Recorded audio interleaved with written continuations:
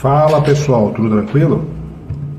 Vamos falar um pouco sobre o escândalo do INSS. É isso aí mesmo. Bom, antes de falar sobre o escândalo, do INSS propriamente dito, vamos falar um pouquinho sobre corrupção, ok? Geralmente quando eu pergunto para um defensor da direita, um direitista, um bolsonarista principalmente, quando eu pergunto por que vocês não querem a esquerda no poder, me façam entender, por que vocês odeiam tanto a esquerda. E a primeira coisa que vem à mente, a primeira frase que vem assim, sem pensar, pá, estalo, corrupção. Como assim? Não tem como aceitar. Um dos maiores escândalos de corrupção da história do país. Essa frase vem pronta.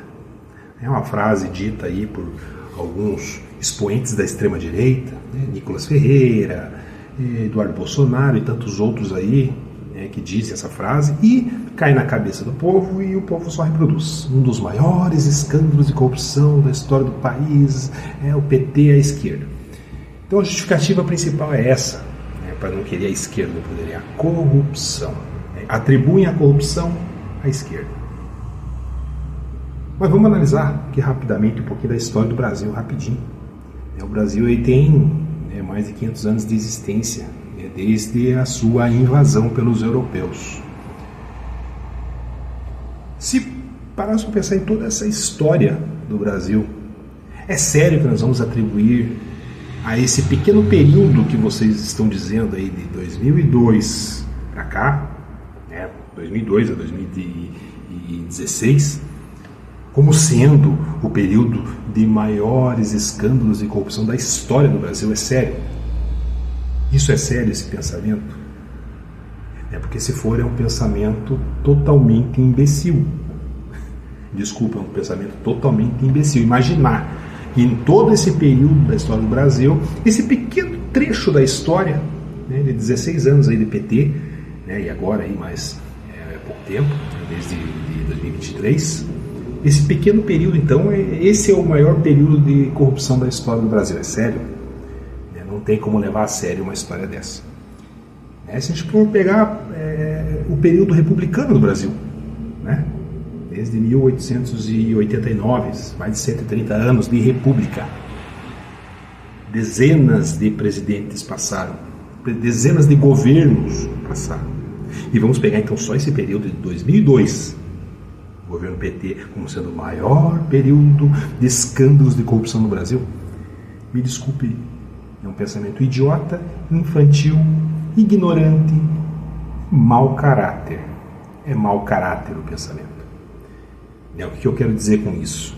Que a história do Brasil sempre foi marcada por escândalos de corrupção, de toda ordem. Escândalos gigantescos, tão grandes quanto esse do INSS. Podemos um dia elencar vários escândalos da história do Brasil. Podemos fazer esse estudo e colocar à tona. Mas o que eu quero dizer é isso. A história do Brasil é marcada por escândalos de corrupção. Não tem como escapar. Isso não é naturalizar a corrupção, normalizar, longe disso. Não podemos normalizar essa doença, esse mal social. Nós temos que combater esse mal todos os dias. E somos nós que temos que fazer isso. Não adianta. É cada um.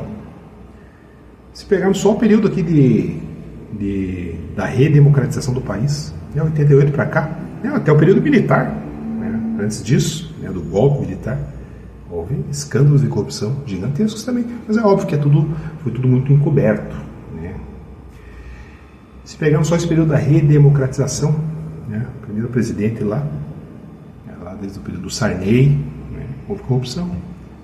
Fernando Collor, que sofreu impeachment em 2002 por escândalos de corrupção, que está preso.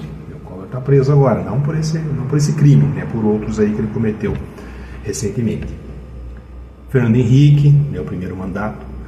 Fernando Henrique II, escândalos de corrupção no INSS mesmo. Lula, 2002. Daí Lula, novamente, no segundo mandato.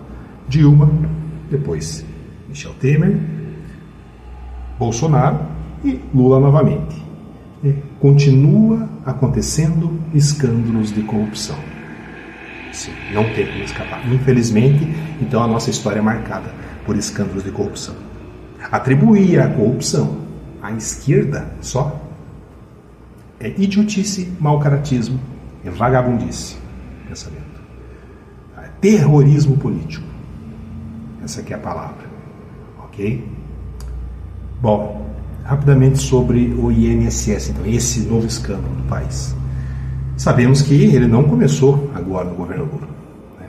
Opa, agora lá vem ele, jogar no colo do Bolsonaro, jogar a culpa do Bolsonaro. Não, primeiramente que eu não vou jogar na culpa do Bolsonaro, da pessoa do Bolsonaro, mas sim do governo Bolsonaro, aí sim.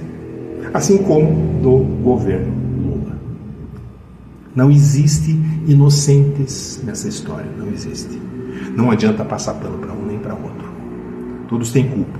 Os dois governos têm culpa nesse escândalo. Né?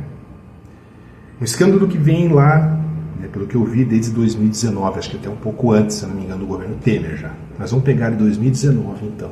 Passou todo o governo Bolsonaro e está passando o governo Lula.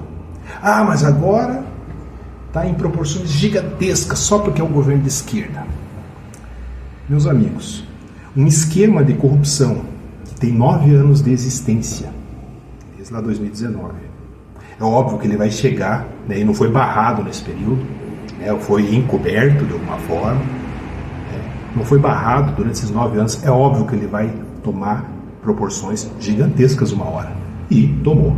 E estourou aí no governo Lula, no colo do governo Lula. Tá aí, tem que resolver, vai ter que resolver. E os culpados vão ter que pagar, né? Esperamos por isso. Infelizmente não é o que acontece na nossa história muitas vezes. Esperamos que os culpados então vão para a cadeia. É roubo, dinheiro público, é roubo do povo, é do aposentado, trabalhou a vida inteira ali.